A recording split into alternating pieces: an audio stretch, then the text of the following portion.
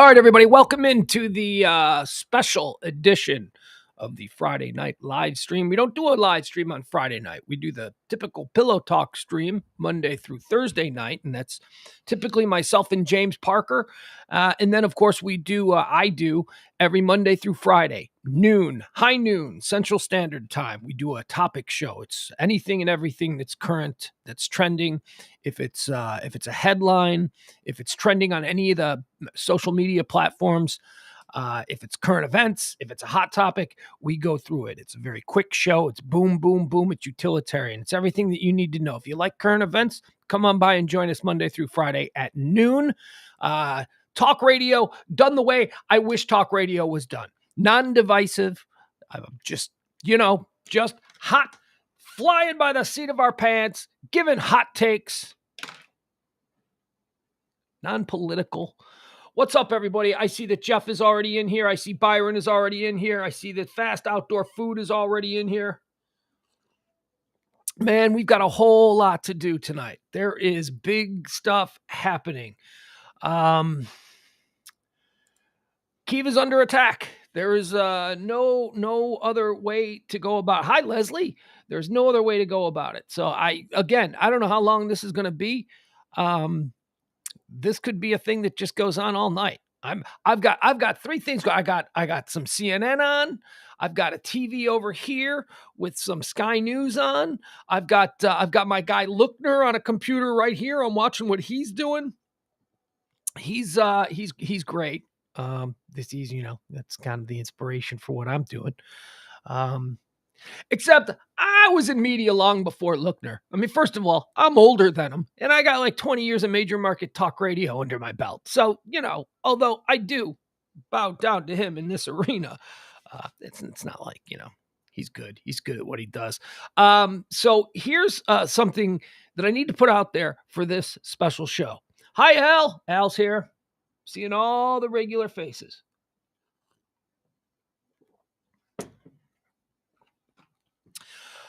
This show is not going to be, look, there's certain instincts that I have that I can't help myself, that I'll be performative.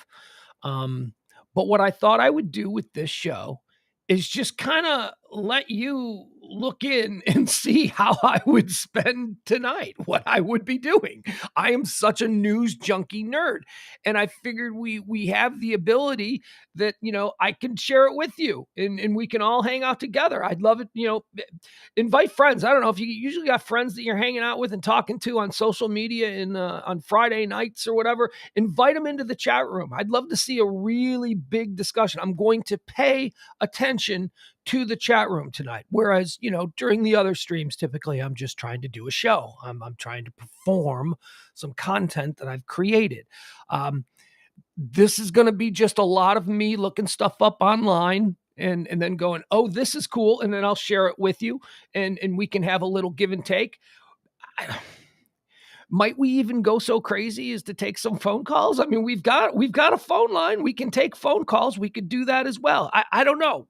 This is going to be very experimental tonight. This could go 10 hours. I mean, this could go as long as I'm going to be sitting here observing the things unfolding in Kyiv tonight. One of the first things that I want to make sure I'm watching things, so there's going to be sound. It's going to be a little bit. Look at that, like Byron. Byron asked permission if he could use a picture of me flipping off the camera for his what's that called? His profile pic, whatever. I said, yeah, absolutely. Freaking flattered. I think that's terrific. All right, so I guess I'll just start with explaining what I've been doing for the last hour. Kyiv's under attack. So we're gonna look at a lot of the things that we typically do. We're gonna look at the traffic patterns. What's cool about the traffic maps tonight is that they are in Kyiv. They are showing where the fights are happening. Where traffic isn't moving is where there are gun battles and where there are bombs and where there's all this stuff going on. I checked it out a little bit earlier and I was watching it, and one by one, all of the roads started to close. And I don't know what, like, the little closed road icons start popping up. And we're going to look at air traffic. We're going to be, I'm just going to scroll Twitter. I'm just going to go through my Twitter and I'm going to scroll and I'm going to share some things that I've found. And we're going to talk about what we see. And yeah, I mean, it's going to be very different. I think it's going to be a little bit different than what the typical show is. So bear with me and hang out with me if you want. I got a pot of coffee. I got some whiskey. I'm going to drink a little whiskey. We're going to see how this all plays out tonight. Also, there's some video that I may share. Hi, Jen. Oh, look at Jen worrying about my voice. Aren't you lovely? There is some truly disturbing video that is out there. So I'll let you know. I'll give you a warning before we see it. But I mean, there is a war unfolding before our eyes. Let's check in on some of the cameras, right? Let's see what's happening. I want to see what's happening in Kyiv right now. Okay, this is probably the best feed. Is this yeah, this is the DW feed. DW is the German CNN. DW is Deutsche World. Okay, so what we're looking at here is this is Sophia Square. We've been looking at this for nights, a few nights now. You can see all the lights are off. That tower right there in the middle of Sophia Square is typically illuminated, and there you go. Okay, so we've got some fire breaking out. Let's see if I can find. We'll watch this.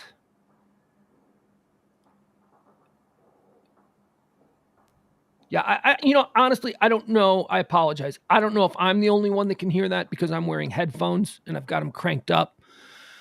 But if you've got your speakers cranked up, you'll also be able to hear some of the live sounds of Russia's attempt to take the city of Kyiv. There's also some wind going on, so we're going to have to... Let me pull up. Where are we?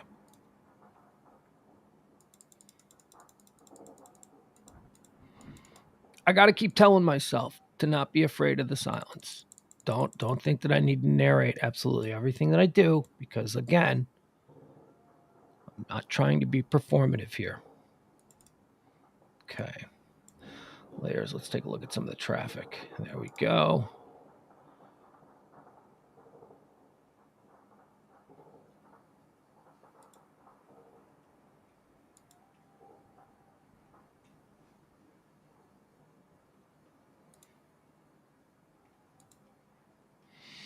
Okay.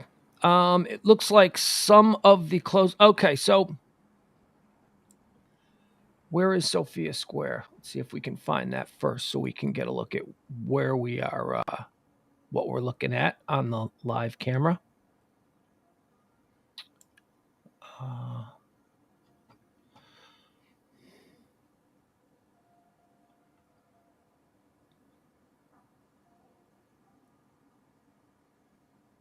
My eyes are going blurry because all of the landmarks on these maps for downtown Kyiv, they're all in... I mean, is that Cyrillic, the alphabet? It's a bunch of symbols. It may as well be hieroglyphics to me. And then it also has the English, so it's hard to see. What was it? The Park Bridge, I think that they said was shut down. Hold on, let me see if I can find this.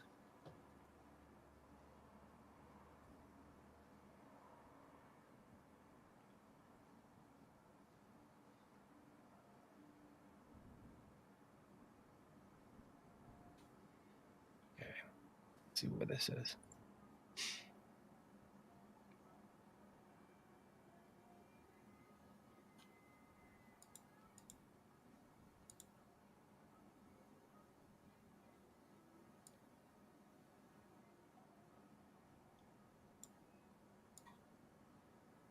Okay.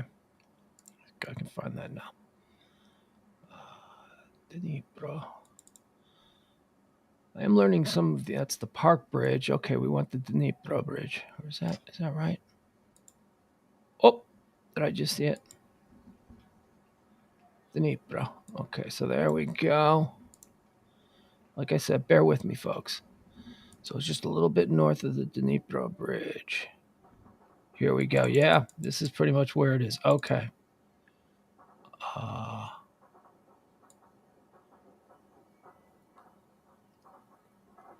right. I don't know why I can't find the exact location of Sophia Square, but we're in the area.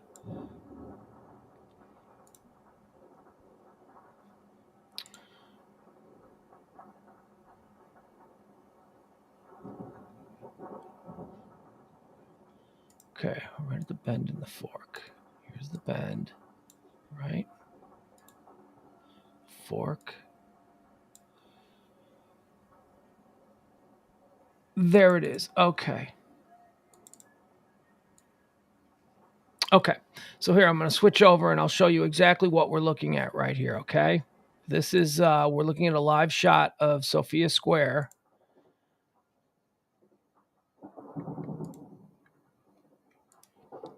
Here now. Okay, so now we're looking at this is Kyiv. We'll go on in there. So this is Sophia Square. This is what we were looking at. Now, you can see where the bulk of the fighting is taking place. Do you see all of these roads that are closed off here? Okay, so most of what we're hearing on the live cam that is right here is occurring around here. The Park Bridge, that's the Park Bridge right there. Okay, this is the one. This bridge was just taken out within the last hour. There are Russians on this side trying to get over, and Ukrainian Defense Forces took out this bridge just like within the last half hour. There is currently, is that happening? Where is that happening? Okay, there is a massive gunfight going on right here. Apparently, some got across before the bridge. So, yeah, right here. Come on. Let's walk around here, okay? All right, so this is what we're looking at right now, right in this area here. This is where the bulk of the battle is occurring at the moment. Look at this. What a beautiful city. What a beautiful European old city. Now let's go see if we can find the bridge that they just took out. Is this the bridge? This is probably going to be the bridge, right? Wouldn't we think? Maybe. I don't know. Maybe we can't go that way. Appears that we're going wrong. Oh, there's a bridge down there, but I think that's the Park Bridge. I think that's the big one. All right, let's jump out and see where we are actually. Yeah, you can see where all of this stuff here is red now. This is the real-time traffic. Okay, so this is the bridge over here, I guess. Maybe let's check out this. Check this out. Okay. There it is. Okay, bridge has been taken out. The Russians are on the other side over here. Was that like a walking bridge? Is that what it is? It appears to be some kind of a walking bridge.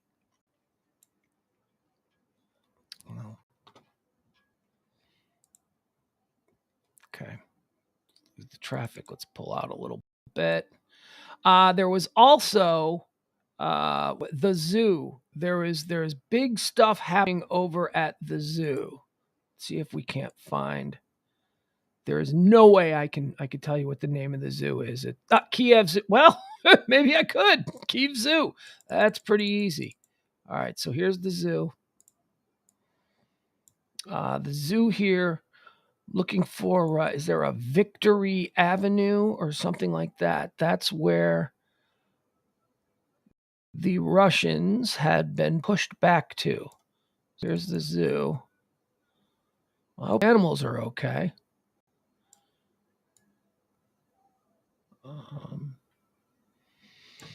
The city is being attacked from both the north and the south. So that is essentially they're coming in from this side, probably this side. I believe they're on the other side of the river.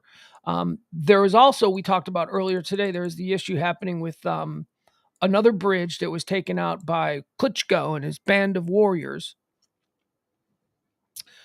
Is that the bridge here?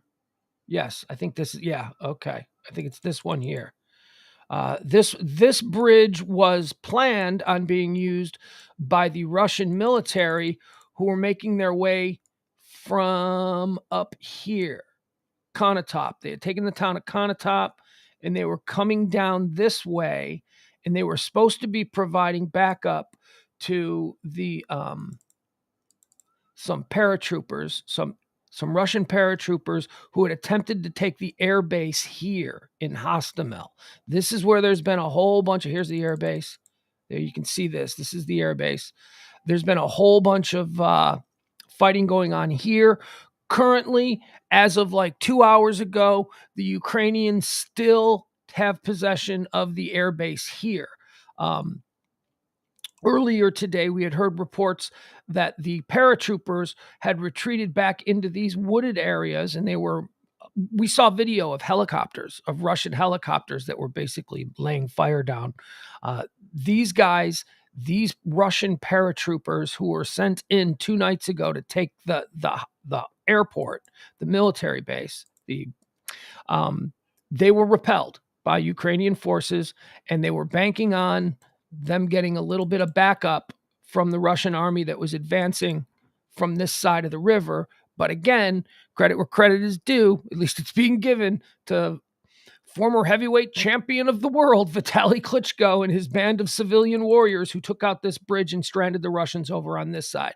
Apparently, there was some advancement to come into the city center by coming across this other bridge, the Park Avenue Bridge, and or is it South Bridge? I don't know which. I think the bridge that we were looking at before, looked like a walking bridge. Is that this one? This is I don't know. So maybe it was the road bridge. Okay, yeah, this one is completely out. So I think this is the bridge that's gone now. Let's see if we can get a look at that. Yeah, I mean, if that's the bridge that's showing that it's completely, well, I don't even know if we can get a look at it. Let's take a look at it from the Russian side. All right, so this is the side that the Russians are on. Here's the bridge up here. Yeah, this is the bridge. Okay, so this would be the bridge over the river Dnieper. Now, I don't know if it's been taken out. You'd have to assume both sides are impassable, right? Because it's not like the Russian army would have to adhere to. No, we can only go on that side.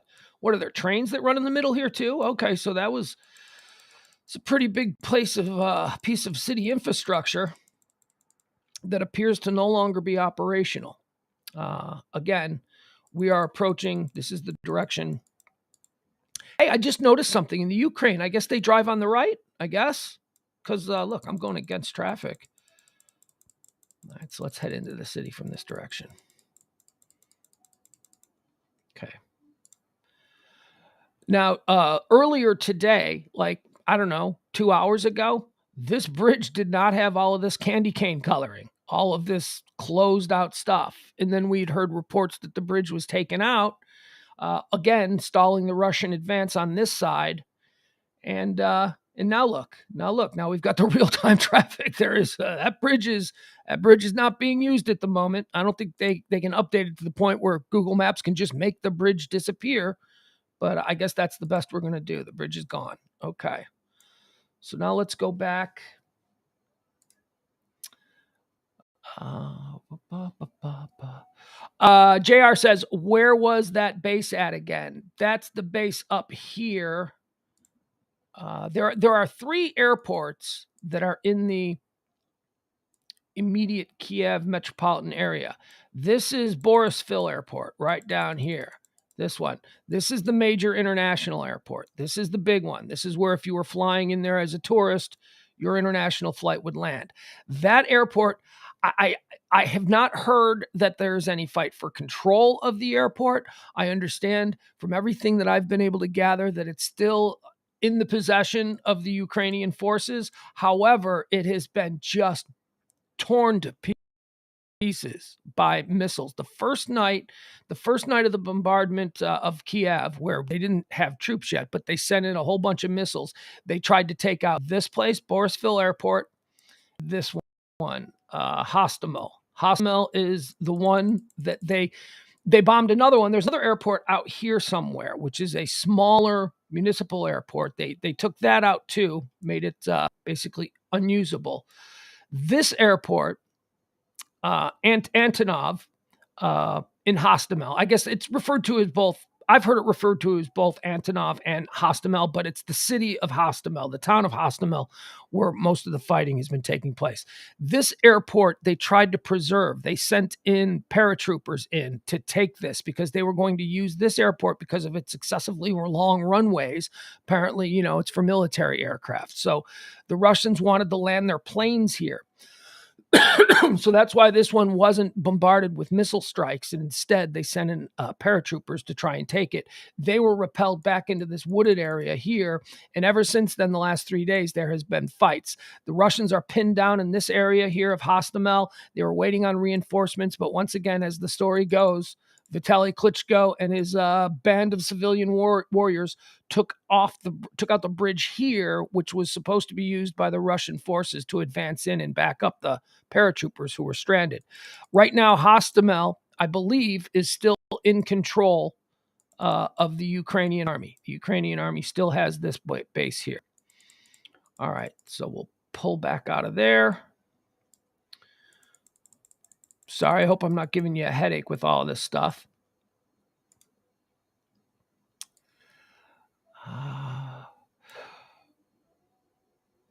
Now, where are the government? The government district is also...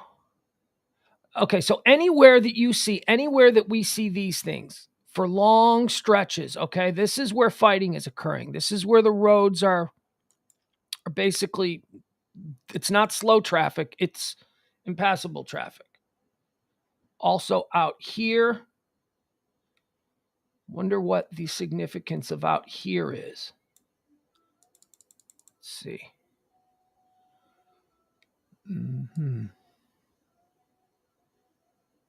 Now I'm trying to find, where is Victory Avenue? There was a very large gunfight, street battle going on Victory just before I started up the stream. So I don't know where that is. Okay, so let's get out of this. Let's go back live to a webcam and see what's happening. Byron, can roll it back on YouTube. Yeah, you can go back on YouTube. Oh, you can't? You're not allowed? You can't roll it back? I am sorry. Yeah, fast food outdoors. Marco Rubio is tweeting up a storm tonight. We talked about him earlier. And again, being non-politically aligned with any one party or the other, I'm not entirely sure how I'm supposed to feel, how my programming is supposed to make me react to Marco Rubio. But he's saying some things that I like. He is he's a GOP guy, right? So he is he's the only of the GOPs that I see that is, really calling this out for what I think it is. I mean, just from a completely bipartisan view, I think that this is a war crime. This is the taking of a sovereign nation by force. They were not antagonized. Russia wasn't there was no attack. There was no reason for this to be happening other than Russia just sees a plot of land that they want. Marco Rubio, a couple of tweets here in the last half hour. He says, I wish I could share more. Now, this is important, too, to know about Marco Rubio. He's on the Senate Intelligence Committee. So he has access to information that actually, I think he's the vice chair. I think that might be true. I know he's a high-ranking member of the Senate Intelligence Committee. So when he talks on these things, we have to give it a little bit more weight than maybe just, some idiot streamer like myself, which is why I've been quoting and reading Marco Rubio. Marco Rubio says, I wish I could share more, but for now, see, there you go. Look at him. Look at Marco Rubio. Look, hey, I'm Mr. Senate Intelligence Committee. I wish I could say more, but you know how it is. I wish I could say more. But for now, I can say it's pretty obvious to many that something is off with hashtag Putin. He has always been a killer, but his problem now is different and significant. It would be a mistake to assume this Putin would react the same way he would have 5 years ago. Okay, let's try and process that a little bit. So 5 years ago, what he's referencing there is, well, no, he's not referencing there because it was 2014 when he took Crimea. What was Putin getting into 5 years ago? I don't know. 5 years ago was 2016. I don't know. It would be a mistake to assume that this Putin would react the same way he would have 5 years ago. I wish I could share more, but for now I can say this. It's pretty obvious to many that something is off with Putin. Well, yeah. I mean, just ask the people he's poisoned and the critics that he's imprisoned and the others that he's assassinated. There's been something pretty off with him for a while, if you ask me. And he also tweeted this. Now, this is a second tweet from Marco Rubio in the last half hour. Russia's invaders are working their way towards the center of Kyiv. They aren't going to be very happy when, if day breaks, they realize that they've been cut off and are now trapped by thousands of pissed off Ukrainians. I think Marco's just streaming. He's just letting it fly because he spelled pissed off wrong. He spelled it pissed of. Marco Rubio. I'm gonna fire off another tweet. Send. Let's see. What is he? Has he said anything else recently? Yeah, that last one that I read was 27 minutes ago.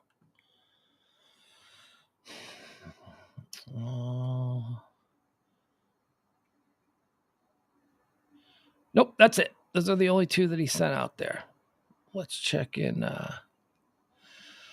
2 hours ago, he said, I'm requesting that the Biden administration preemptively announce that anyone who joins a puppet Russian-installed government in Ukraine be automatically sanctioned, receive a visa ban, and will be the subject of an Interpol red notice. I ask, that means that you're basically an international criminal. I ask other nations to do the same. See, that's what I'm talking about. I'm all for this kind of thing. So what he's saying there is, if Putin succeeds here over the next few days and instills some phony, fake-ass government in Ukraine, and removes the duly elected, democratically elected government that is in place now, like I say, these people want to be free. These people in Ukraine, they do not want to be under the thumb of a strongman dictator like Putin. They want to join the Western world. They want to be a part of Europe. They are an emerging democracy. And I don't know, call me crazy, but I thought that that's what we were all about in the United States. I thought we were the greatest nation on earth because we're a beacon to the rest of the world. Of course, we have our shortcomings. Of course, we're not perfect. Of course, we've got corruption. And of course, we've done some things that are pretty crappy over the years. But ultimately, by and large, compare us to anybody else, we're pretty good. Everybody is a little bit corrupt. Everybody is a little bit. I believe, as I've said over the last couple of days, and you can call me a hokey ass, you say I'm corny. I believe in American exceptionalism. I believe that the potential is here in this country to truly be a moral guiding light for the rest of the world. Freedom, liberty, all that stuff. And I'm not one of these guys that's going around putting in my byline there on Twitter or Facebook, Patriot. I'm not showing up with the American flag behind me. That's trying too hard. I'm not trying too hard. I'm not trying to sell you on Patriot first. That's a given. It's like what I always say, it's a given. I'm an American citizen. Are you kidding me? Of course I love this country. Stop it. You're trying too hard.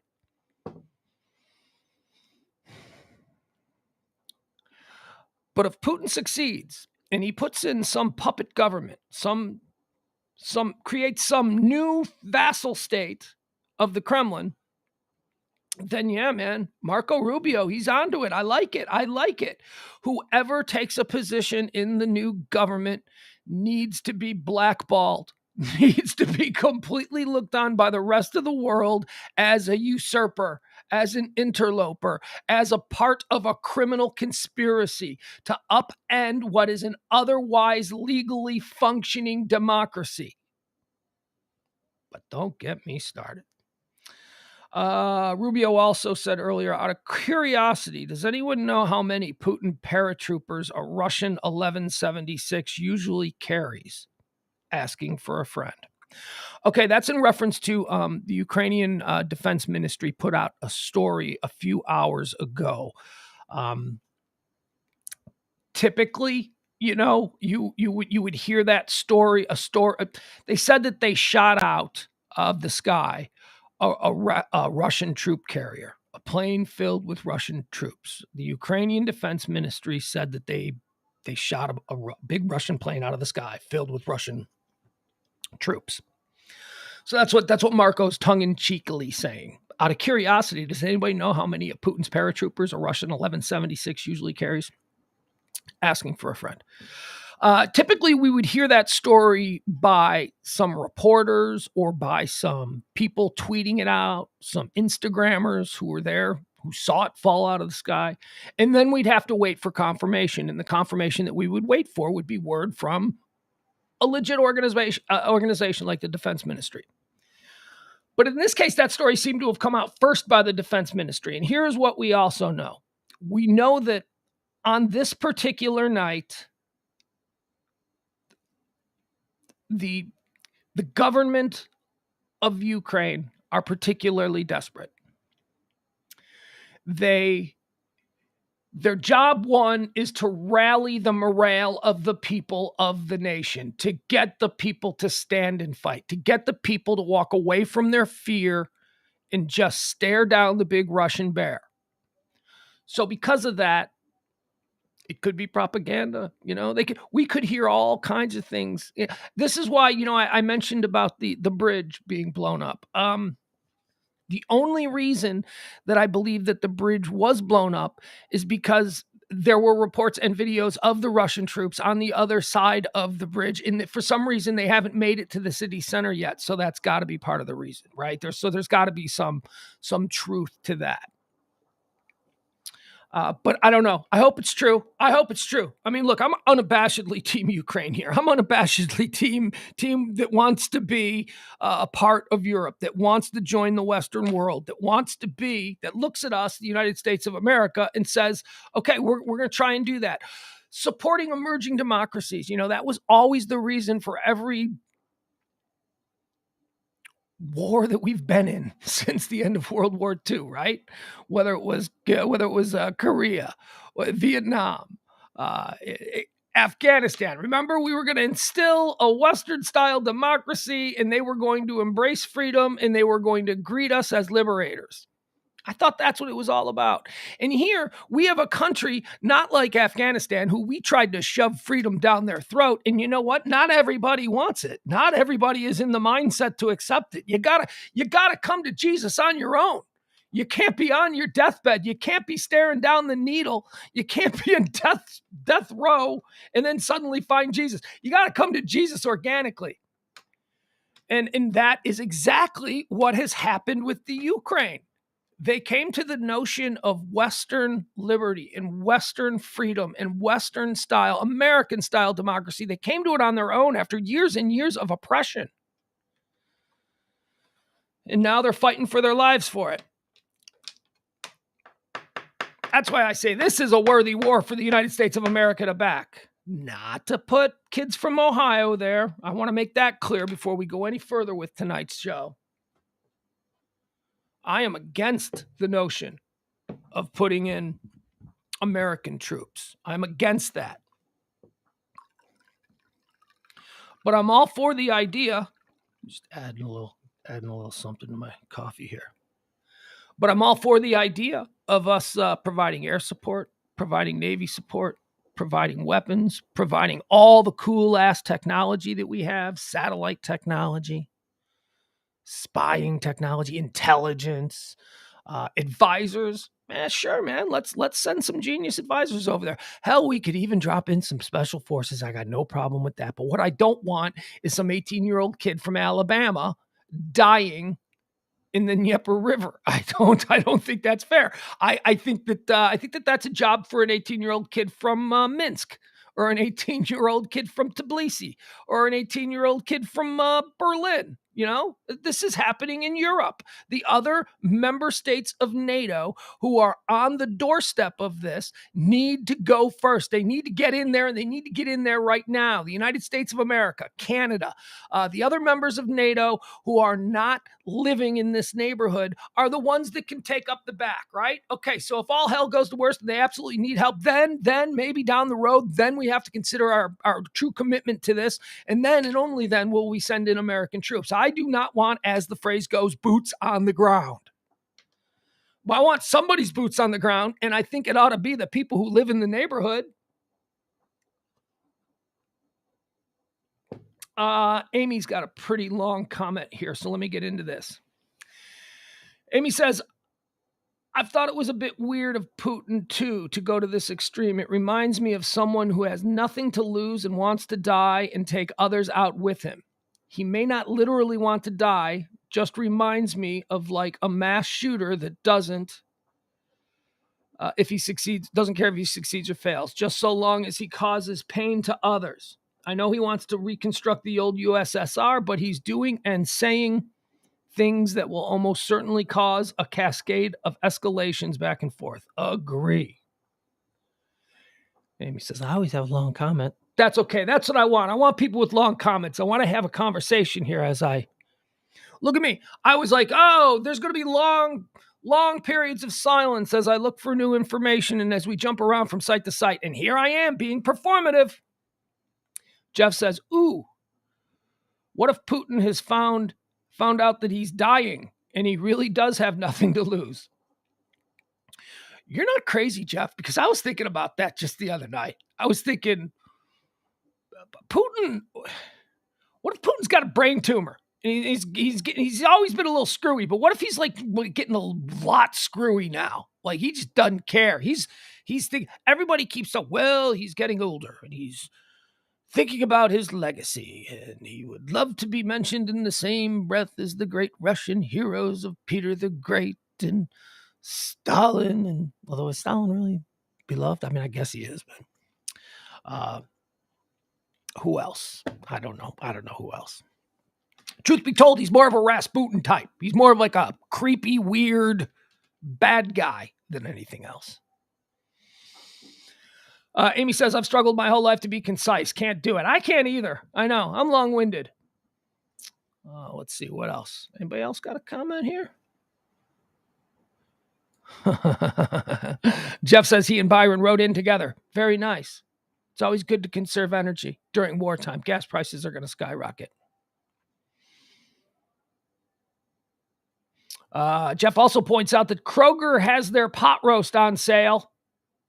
I got 2 and saved almost 50%. I want a pot roast.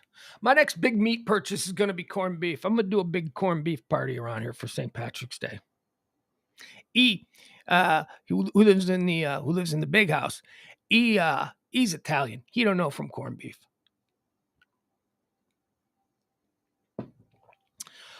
George, look at my old friend George here. George says, you know who really loses in the Russian sanctions? The innocent nesting doll collector like myself. Thank God I was able to liquidate. Yeah. What are those things called? Yeah,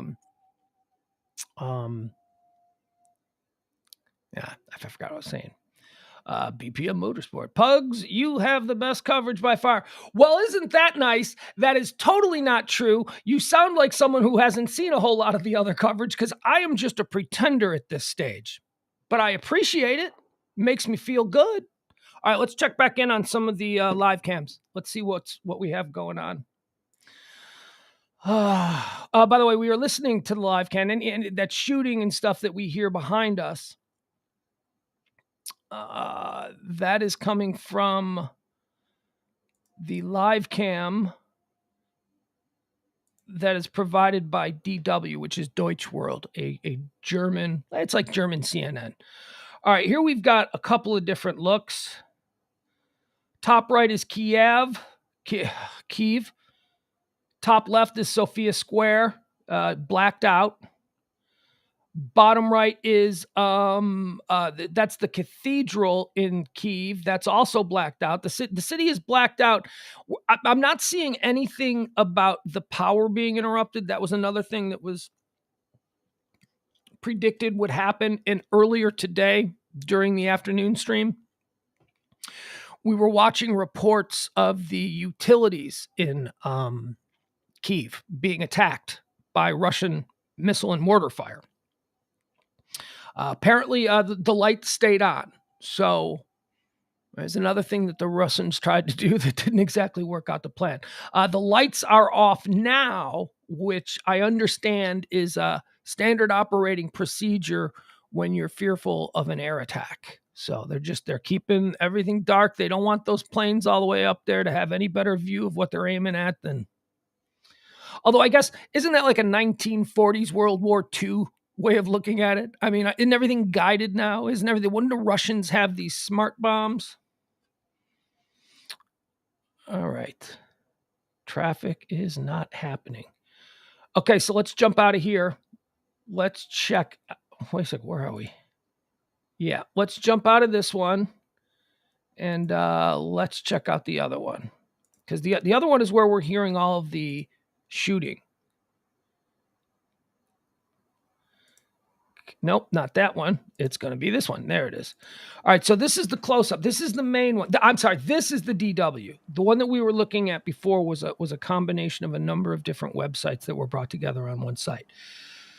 This, again, is the heart of the city. This is near the river. This is just north of the bridge that has been reportedly taken out by Ukraine Defense Forces to sort of seal off the city center. You know, this area of Kyiv is, I mean, this will be a shame. This is, you know, do you remember, I don't know if you're old enough, you probably are, if you're interested in this. This isn't something kids are into, right? All the kids are playing video games right now. If you remember the invasion of Baghdad, and when we took Baghdad, there was all kinds of concerns about the historic areas of Baghdad that were going to be damaged. I mean, that stuff, that stuff goes all the way back to, that's antiquity. That's, you know, before Jesus. But there was a lot of really cool European history, culture, that kind of thing in this particular area of Kyiv. And that's why the camera's here. Sophia Square is near Sophia Cathedral, which is one of the oldest cathedrals and one of the most beautiful cathedrals in Europe. Major tourist destination. You know what we should do? What I haven't done in a while? We should check out the air, right? Let's see what's happening with the, see what's going on with the air traffic over Kyiv. Earlier today, we didn't see a whole lot of. Oh, by the way, I should warn you. If for some reason, because of the stream, if it gets a little thin and we suddenly get bumped off the air, I'm going to jump right back on. So just come on right back, find us. Again, that's why it's always helpful for you to hit subscribe on the website or on the YouTube page or on Facebook. Click the alerts so that you're told when something's going live. Because if we do get bounced off, I'm coming right back on. I'm not just going to let it sit there. All right, so let's go to what I call Flight Tracker, but as some of you have pointed out, it's actually Flight Radar, but I call it the Flight Tracker service. Let's see what's happening in the skies over Ukraine right now. All right, here we are. Come on, load up. Oh, man, Flight Tracker is slow tonight, gang. There's probably hundreds of thousands of people watching Flight Tracker. There we go. There's our air traffic. Okay.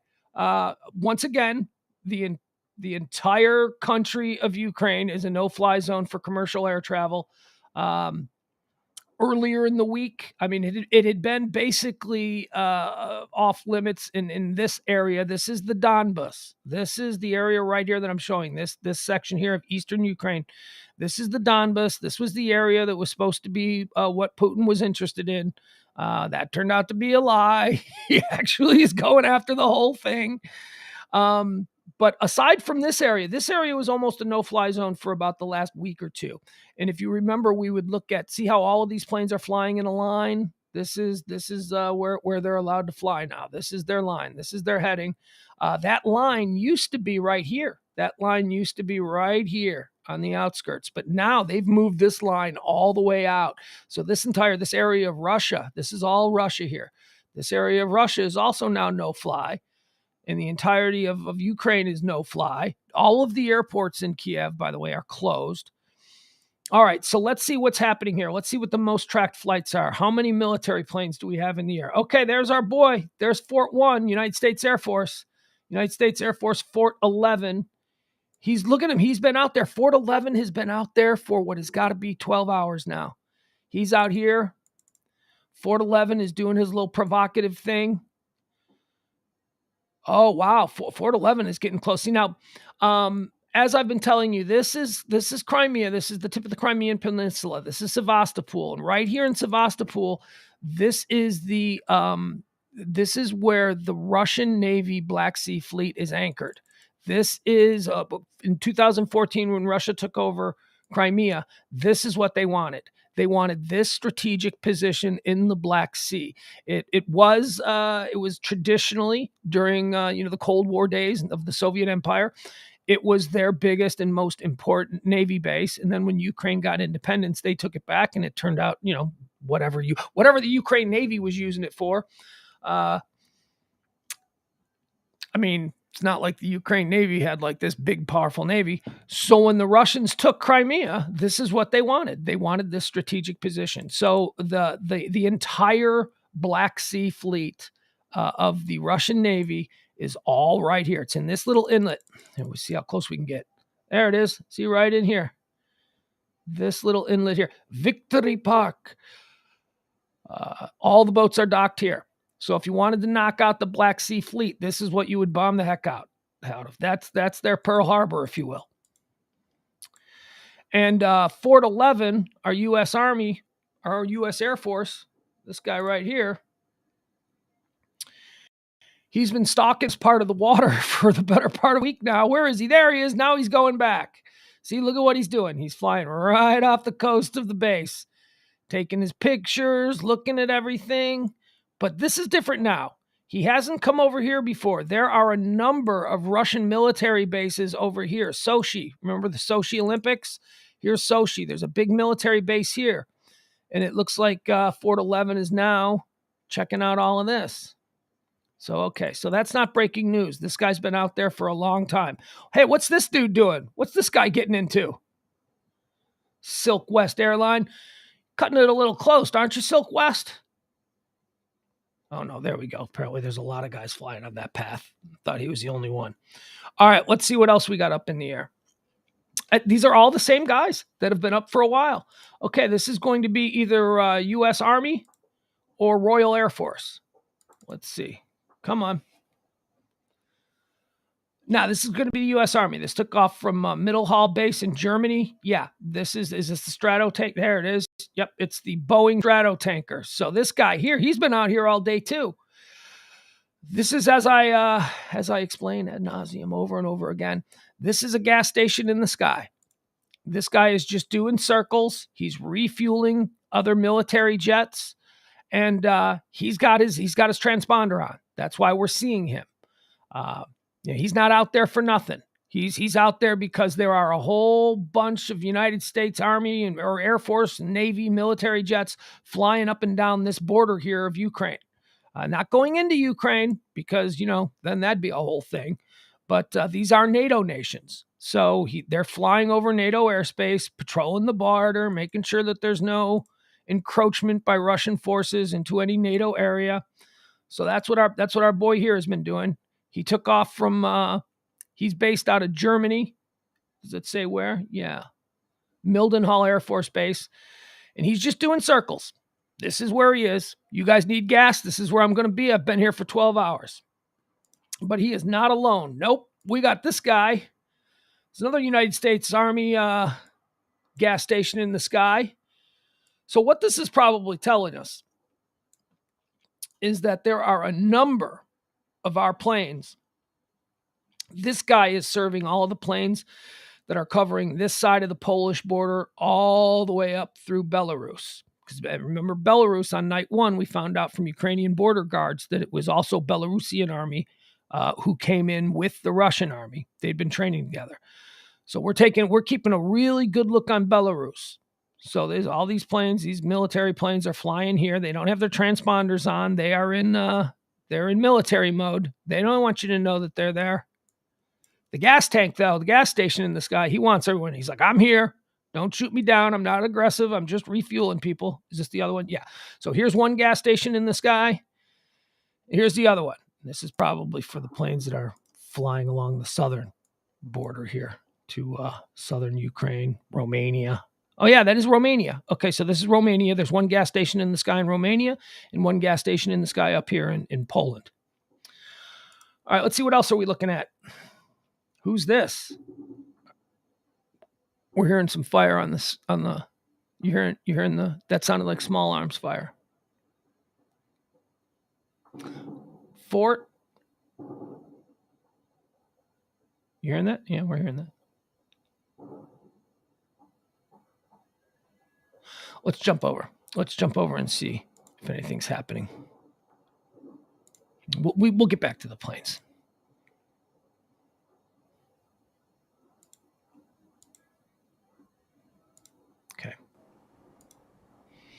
Okay, this is the feed where we're hearing the small arms fire.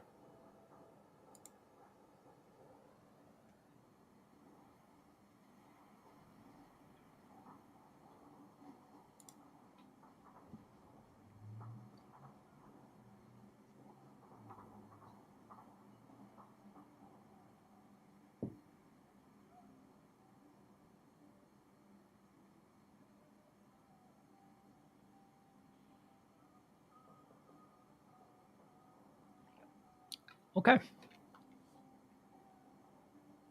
We're not seeing anything though. You know, that's the.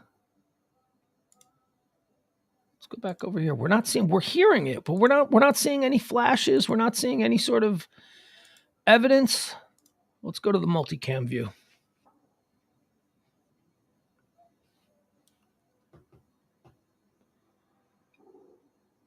I'll tell you, from these cameras, the city looks quiet. Doesn't sound quiet.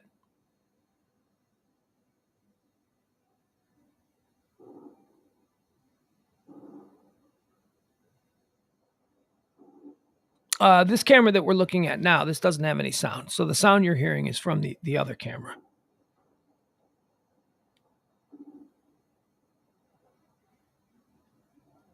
Okay.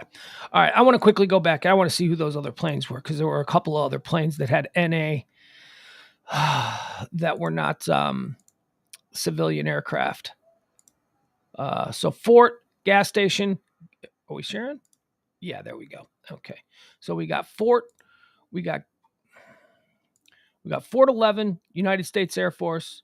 We got Stratotanker, United States Air Force.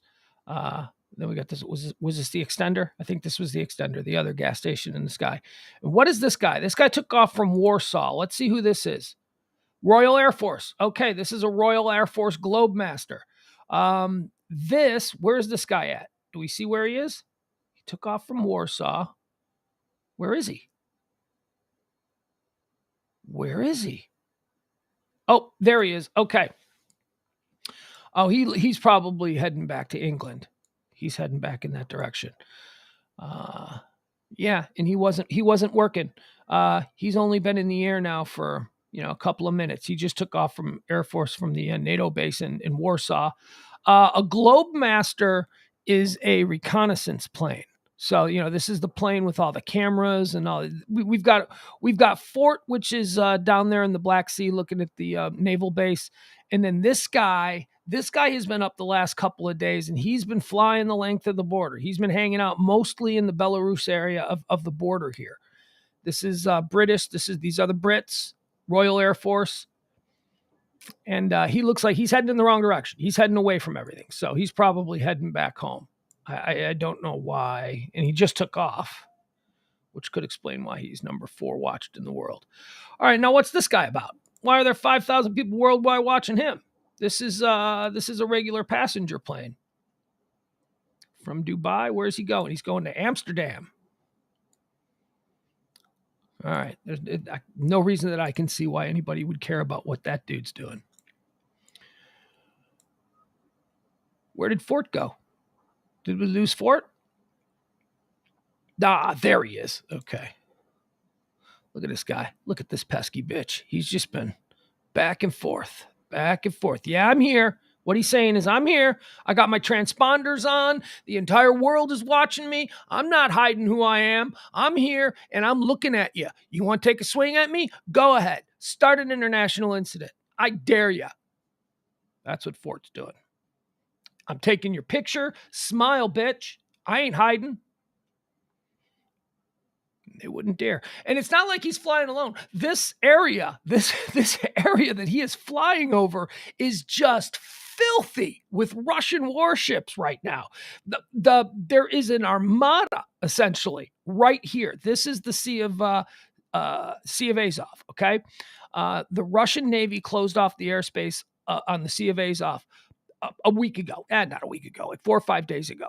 And they moved a large chunk of their warships into this area because they're doing. This is the Donbas here. This is the area that they want, right?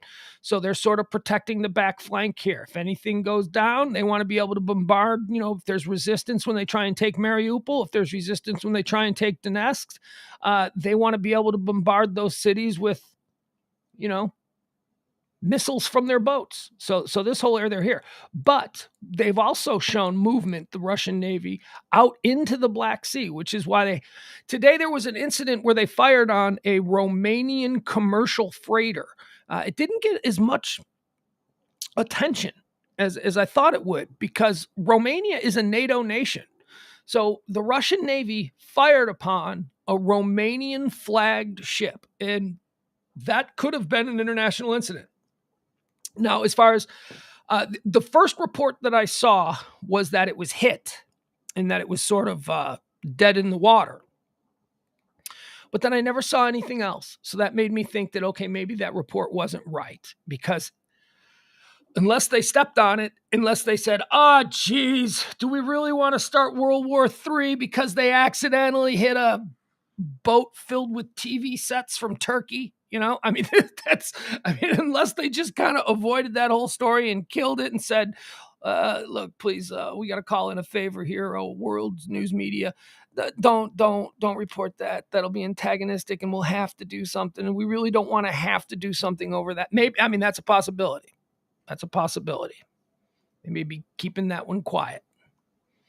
Again, we have a free press. The press does not have to listen, but if they ask nice and they say, look, this is a matter of national security, we're not ready to go in an all-out war. And if you start reporting around the globe that they're firing on NATO nation ships, we're going to have to do something and it's not going to be good. So just please sit on that for a little bit. That's a very real possibility that happens. So I've not heard anything more about that. I've not heard anything more about that since about 11 o'clock this morning, but that happened out here, somewhere in the middle of the Black Sea. The Russian Navy fired on and here's Romania right here. This is Romania. So it was a ship that was coming into here. It's coming into this port area here, and the Russian Navy, misidentified it, made a mistake, they fired on it. All right, there we go. Let's get out of that. Ooh, let's check back in. Fast outdoor food. How high is Fort? Can the Russians just look up and see, or is it really high up? No, it's not really high up, right? Like you would these reconnaissance planes, like you would think that, what is it, 70,000 feet, or is it like 30,000 feet, like a commercial plane? I've seen no consistency with the height, the altitude of Fort. I have seen it be as low as 15,000 feet, and I've seen it be as high as 50,000 feet. So I don't know. Let's check really quick. Let's see. Here, let me redo this. Let's see where Fort is right now. Let's see what the altitude is. Come on, give it to me. Give it to me, baby. Give it to me, baby. Boom, boom, boom, boom, boom. Okay, so it's currently high. I mean, it's high. It is high because if a commercial airliner flies at 30,000 feet, Ford is currently at 54,000 feet. So yeah, it's up there. I'm hearing machine gun fire, but again, that's not so high that modern military can't see it. It's maybe you won't be able to see it with the naked eye, but they're not looking at it with the naked eye. They're seeing it on radar. Look at me. Yeah, we're watching it on a website, so it's visible. It's visible. They know they're there. They're not trying to be sneaky about it. I just realized I wasn't sharing that with you here. I'll make sure that I share it just so you can see what I was saying here. I got Rick James stuck in my head. I don't know why. Give it to me, baby. Give it to me, baby. Boom, boom, boom, boom, boom. Someday maybe I'll pay the couple of bucks a month to be able to get all the bells and whistles that come with this website. Here you go, right here. See, it's calibrated altitude 54,000 feet at the moment. Ground speed 270. I don't know what that. What's KTS? What is KTS? Anybody know? Any of you smart people out there who know about European or?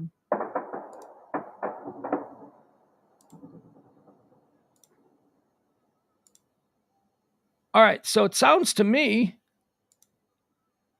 like the shooting is picking up a little bit. So let's stick with that for a while. Okay, this is the camera view.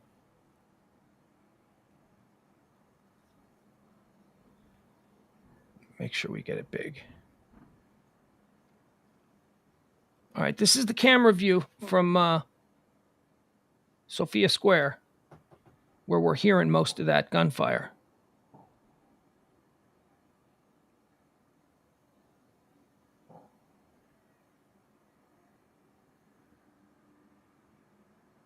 All right, let me while we're listening to that, let me see what the latest is.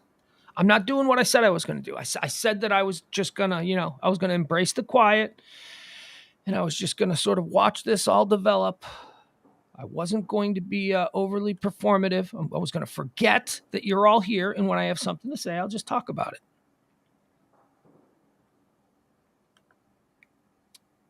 Let's see. I'm going to check in real quick again with Marco Rubio, since he's the guy that's been talking up a storm. Nope, he is not posted again. Somebody probably said, oh, look at this. I don't think I've ever seen this before. There's a nice little family picture of Marco Rubio. Yeah, Marco Rubio's got a really pretty wife. Really pretty. Looks like he's got a pretty daughter. Or is that like a sister-in-law? I don't know. Can Marco Rubio? Stop it. Stop doing that. Stop perving on politicians' family. It's beneath you. It's really not. It's really not. Okay, let's see what the latest here is. Next, I like to follow Next. Next is a European news agency. They usually have really good up-to-the-minute tweets. Let's see what Next is saying. Oh, next, Madonna. Like a virgin. Hey! Madonna is speaking out. Madonna has recently tweeted, Russia's pointless and greed-driven invasion of the Ukraine must be stopped. Please send in humanitarian aid to help millions of citizens of the Ukraine whose lives are being affected by this crisis at this very moment. Putin has violated every human rights accord in existence. Putin has no right to try to erase the existence of the Ukraine. We support you, President Zelensky. We are praying for you and your country. God bless you all. Let's not feel helpless when confronted by geopolitical actions of this magnitude. There are things we can do. Look at me. Look at me agreeing with Madonna. You go, Mo. That was Madonna 4 minutes ago. 6 minutes ago, Nexter reports the Azov Territorial Defense Unit is preparing to mop up the Russian military in Vasilkiv, where hostilities are ongoing. All right, let me write that down, because these are all places that we'll look at on the map. We'll see. Okay, so the Azov Territorial Defense. Make sure I don't forget that. Azov and Vasilkiv.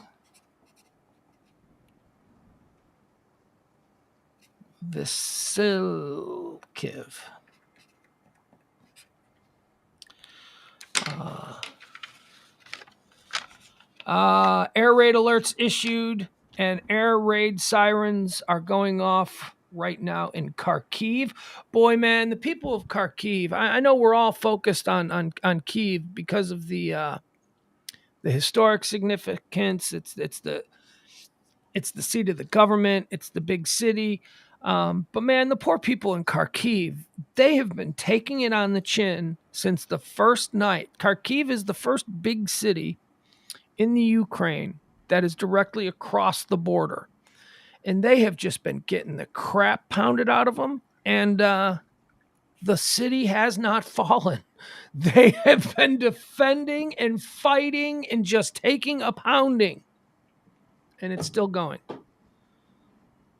So God love them, crazy people down there in Kyiv. They are fighting with everything that they got. Up there, I should say, because they're up there in the north of the Ukraine.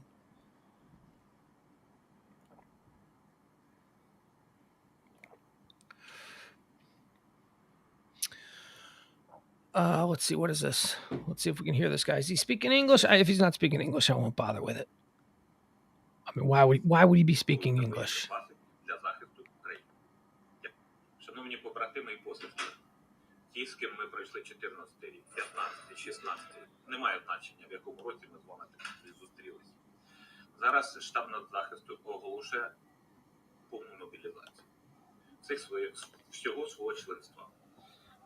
There's no translation here. Штабом нацзахисту. Старші знають. Okay, this is a former member of parliament and combatant of the Dnipro 1 regiment, appealed to the inhabitants and citizens of Dnipro urgently to contact the headquarters of the national security to obtain weapons. This is a former congressman, member of parliament, former politician. He's sitting there at his desk. He's speaking in Ukrainian. He's wearing camouflage. He's wearing a uniform. He's wearing not a uniform, but he's wearing like field gear, camouflage. And he's basically telling all the people, get down to your security headquarters in your town. I guess that would be like a police department or something like that, because they're handing out weapons. Go get down there and get yourself a weapon. All right, my guy. I can't. I don't know what you're saying. I applaud your effort, though. Let's see what else. Sorry, I'm just trying to get caught up. I've been talking and haven't really been closely paying attention for the last hour or so. The metro station, Polytechnic Institute in Kyiv, was closed inside with gates. It is temporarily impossible to enter it from the outside. People there reported about this incident by phone. Okay, this is what I wanted to take a look at. I wanted to take a look at this on the map, so let me write that down as well. The metro station is one of the big stations, train stations, subway stations in Kyiv. This one in particular, the Polytechnic Institute. Okay. I think that's the one that's located over by the zoo. That's why I was looking over there earlier. Hold on. So there are citizens who are living down there in the subway tunnels because of the air raids and the bombings. So it's filled with citizens, and above ground there was some heavy fighting going on between some Russian paratroopers who were dropped in, because remember, the bulk of the Russian army, they're on the other side of the river, but they're still able to drop, teams of paratroopers into the city. And heavy fighting was going on, explosions. So again, the metro station Polytechnic Institute in Kiev is closed inside with the gates, i.e. it's temporarily impossible to enter it from the outside. Okay, and that's the reason that makes a big point, because there are citizens inside. There are people trying to escape whatever is happening. So if the concern was that the Russians would go down there and just slaughter a bunch of innocent citizens who are trying to make it through another night of bombings, that sounds like it's good. Reports of heavy fighting in Vasiliev, where the occupants are trying to land airborne troops. When Nexta, which is a Eastern European news organization, when Nexta refers to occupants, they're talking about the Russians. All right, I need a translation on this because this entire thing is in. Let's see if can I get a translation? No, I cannot get a translation for that. Damn. A lot of things that you can do with the internet, but that one is not going to help. Mayor of Vasiliev, Natalia Balasanovich, confirmed that a Russian landing operation takes place in the city despite the downed Il-76. So remember earlier when I told you Marco Rubio had also mentioned about the Ukrainian Defense Forces taking out a Russian troop transporter plane earlier tonight? That's what they're talking about here. That's the IL-76. That was knocked down out of the sky. Everyone is presumed dead. And the mayor of the town where the defense forces knocked that out is saying that another plane did land, that the Russian landing operation has taken place in the city despite earlier having taken out one of the planes. A lot of paratroopers have landed in the fields in the whole community who are now fighting hard with the fighters of our 40th Brigade. Okay, let's take a look at that, right? Let's see. Let's go to the maps. Let's go to the maps and let's see where that's happening. I imagine it is happening on the other side of the river. Okay. Where boom, boom, boom, boom, boom, boom.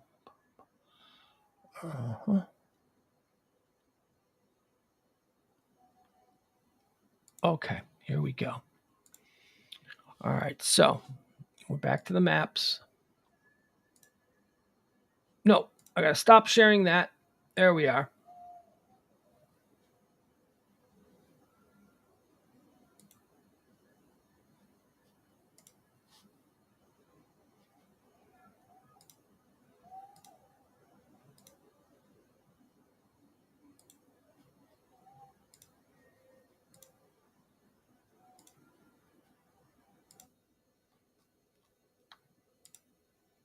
All right, hold on. Let's try and do this again.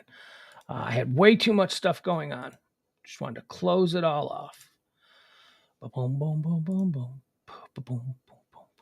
You know what? I do feel like I should at least keep up the sound so we can hear when things are happening. So we'll keep that up. There we go. Okay.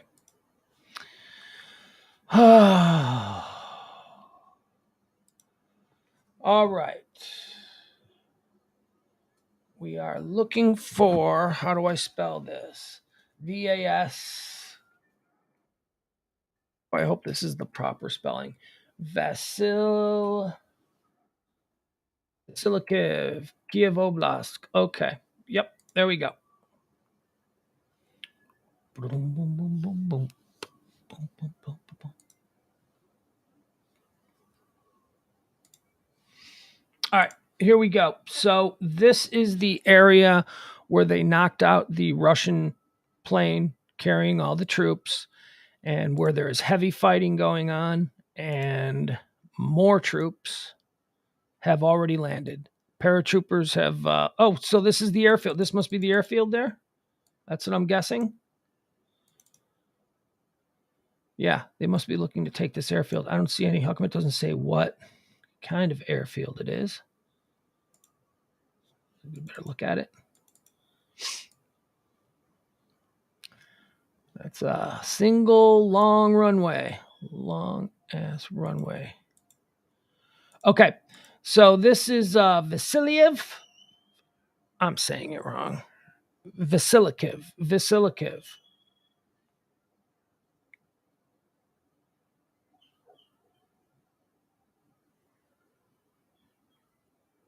I'll be right back. You guys hold on a second. I'll be right back. Let me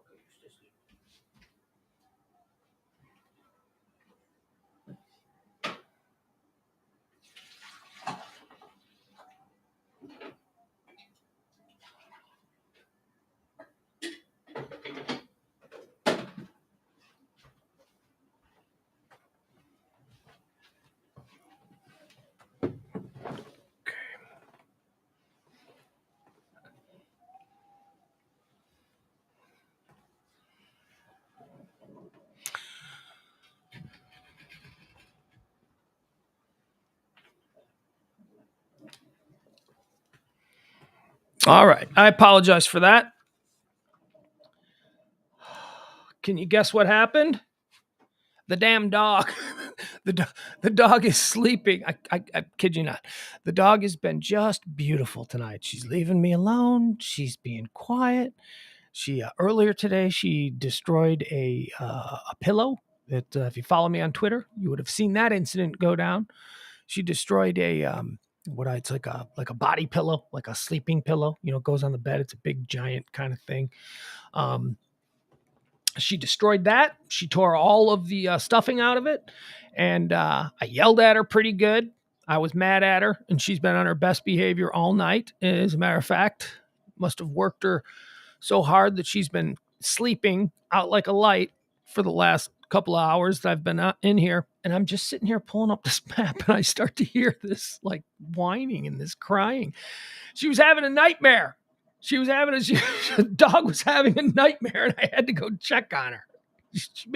She has crazy nightmares. And, all she does is patrol the yard for squirrels. I don't know. Her nightmares must involve squirrels. It must involve something like that. Okay, anyway, let's get back into what we were doing here. So we are looking at the area of Vasiliev, the mayor of Vasiliev, Natalia Natalia Balashinovich, confirmed that a Russian landing operation has taken place in the city, despite the fact that they had downed an IL-76 troop transport plane earlier today. Quote now from the mayor, a lot of paratroopers had landed in the field. We are now fighting hard with the fighters of our 40th Brigade. Okay.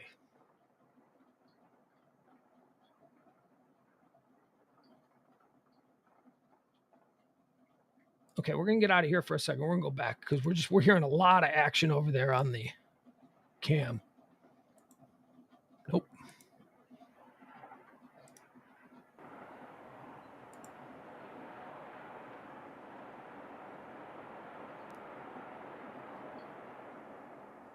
Hearing that? What do you think that was?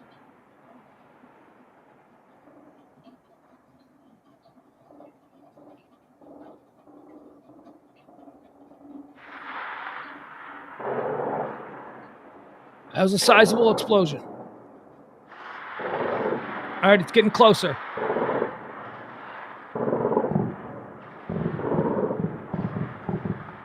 All right, it sounds like a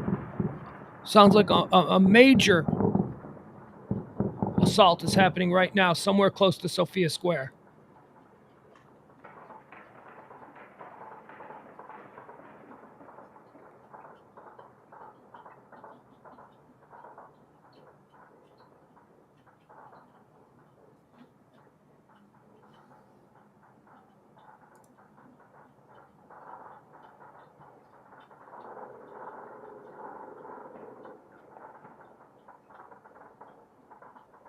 I guess it'd be too much to ask for it to happen right there. Whoa. Yeah, Clovis, I don't know. I've been asking myself that all night. What is that thing swinging? Is that a rope or some kind of a... I don't know.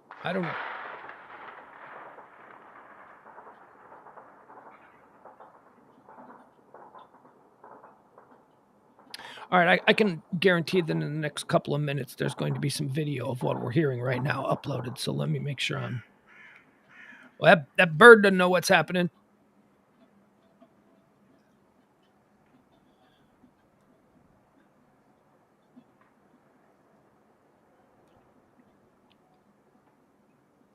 So it's 10 minutes before 6 a.m.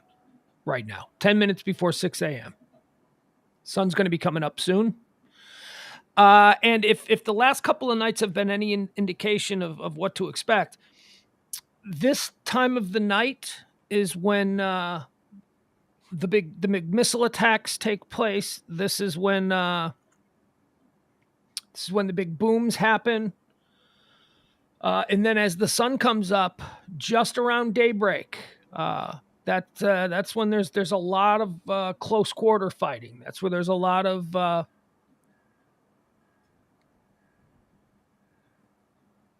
I'm sorry for not finishing my thoughts. I'm trying to hear.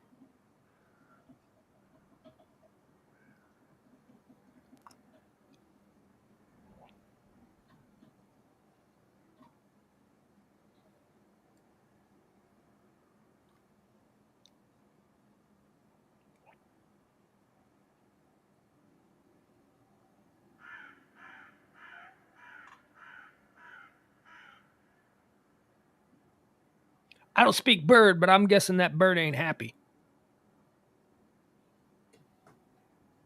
We have not heard explosions in quite some time, but it is clear that fighting is going on all around this city.